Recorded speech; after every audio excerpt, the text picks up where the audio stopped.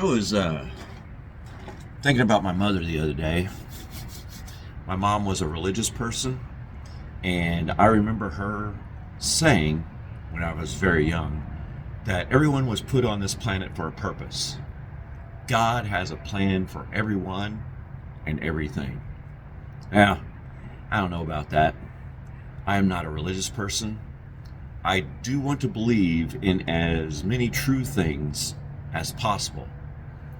Now, I've thought this way for a long time. I don't believe in fate, destiny, kismet, providence. I don't believe in that's the way it is or that's the way it's meant to be. I truly do not believe that there's any divine plan for any of us, either as individuals or as a species. We are just some cosmic accident that crawled out of the primordial ooze a few billion years ago and managed to survive long enough to make it to this moment. And I know that sounds kind of bleak, but it's not. There's some really cool stuff that humanity is about to do, and I hope I'm around to see it. Now, let's say I happen to find myself in some afterlife, and some deity comes up and says, "Hey man, you haven't completed your purpose yet. And you have to go back down." How silly is that? I'm just here, and I really don't want to do anything. Yeah, I'm learning how to play the guitar, and I'm doing the traveling YouTube thing, and that's just to keep me busy. But no. I've got no real purpose moving forward. I just plan to keep it that way. I'm here, I'm alive, and I'm going to do the things that make me happy. I'm going to do the things that I enjoy, and some of that is to travel and experience this awesome pale blue dot. When are you truly happy? We're told that when you're working hard and you're making money, when you have your own house and you've gotten married and you got your 2.5 kids with all the savings you need, many are content with this, and why wouldn't you be? When things are going good, you have no reason to question these things.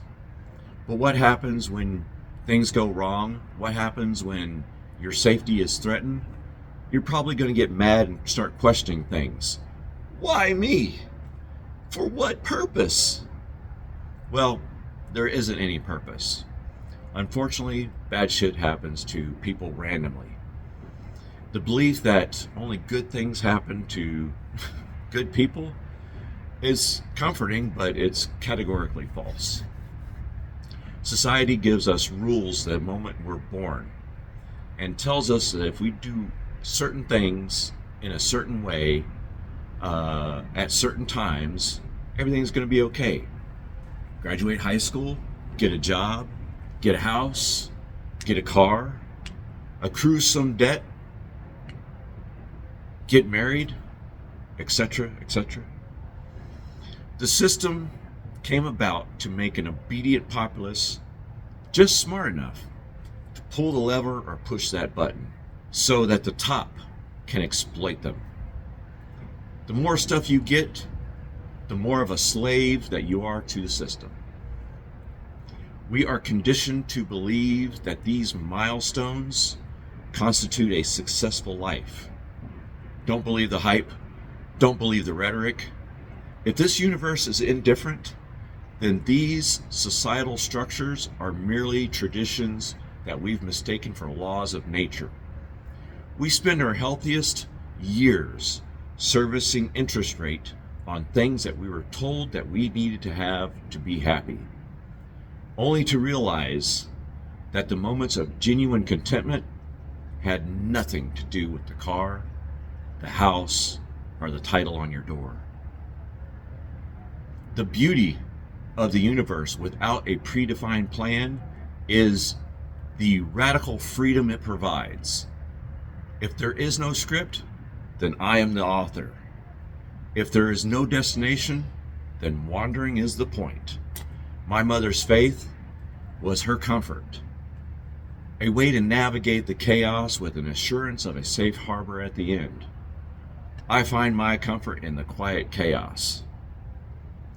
We are the universe experiencing itself. And to me, that's more miraculous than any myth. And, oh my gosh, the way that Neil deGrasse Tyson puts it, the most astounding fact is the knowledge that atoms that comprise of life on Earth and the atoms that make up the human body are traceable to the crucibles that cooked light elements into heavy elements in a core under extreme temperatures and pressure. These stars, the high mass ones among them, went unstable in their later years. They collapsed and exploded, scattering their guts across the galaxies, guts made of carbon, nitrogen, oxygen, and all the fundamental elements of life itself. These ingredients became a part of the gas clouds that condensed, collapsed, and formed the next generation of solar system stars with orbiting planets, and those planets have all the ingredients for life itself. So when I look up at the night sky, I know, yes, we are part of the universe, we are in the universe, and perhaps most important of all, the universe is in us. When I reflect on that fact, I look up, I feel big, because my atoms came from those stars. And against impossible odds, I get to wake up on this pale blue dot, watch another sunrise, meet interesting people, take another hike, laugh with my friends and family, drink another cup of coffee, and wonder what's over that next mountain. The experience is its own reward. Side note, I just learned about the discovery of a runaway supermassive black hole. It's traveling through space and leaving a trail of newborn stars in its wake. I found it on YouTube. The channel name is Astrium. Okay, so my daughter shared this poem with me not too long ago. We have calcium in our bones. We have iron in our veins, carbon in our souls, and nitrogen in our brains. 93% stardust with our souls made of flames. We are all just stars that have people names. It's by Nikita Gill. As I travel and record these experiences for my digital audience, I see the same patterns everywhere. People are tired. They are tired of running a race that they didn't sign up for. I look at this pale blue dot from the perspective of our evolutionary history, and I see a species that has survived by curiosity, adaptation, not some rigid adherence to some 40-year-old debt cycle. My purpose, if I must claim one, is to remain unburdened, to see what's over the next horizon, to talk to strangers who see the world differently, and eventually return to the stardust from which I came, having seized every drop of wonder out of this brief, accidental existence.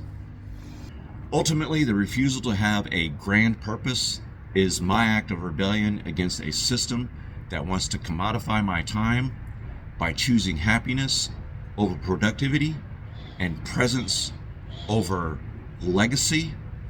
I'm reclaiming my life from the expectations of the dead, the demands of the institutions. I'm just alive. And for now, that's more than enough. That's it for now. We'll see you on the next one.